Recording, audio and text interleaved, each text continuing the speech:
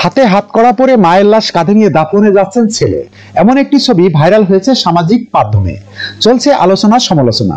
ছবিটি নিষিদ্ধ ঘোষিত ছাত্রলীগ নেতা জাহাঙ্গীর হোসেনের। তিনি চুয়াডাঙ্গা পৌর ছাত্রলীগের সহ সভাপতি।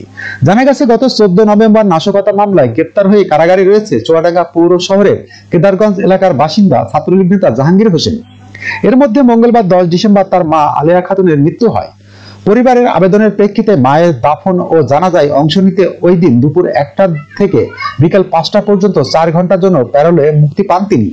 এ সময় পুলিশ পহরায় তাকে দাফনের কাজে অংশ নিতে দেখা যায়। হাতে পরানো ছিল হাতকড়াও।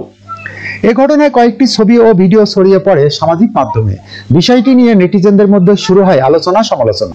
এ ব্যাপারে চুয়াডাঙ্গা অতিরিক্ত পুলিশ সুপার প্রশাসন রিয়াজুল ইসলাম বলেন, পরিবেশ পরিস্থিতি ও আসামির ধরন হিসেবে পুলিশ এমন উদ্যোগ গ্রহণ করে।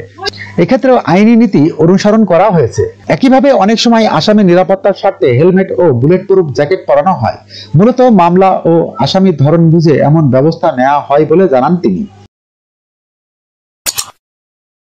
যখনকার খবর তখনই দেখতে চোখ রাখুন সুন 24 টিভিতে। চ্যানেলটি সাবস্ক্রাইব করুন।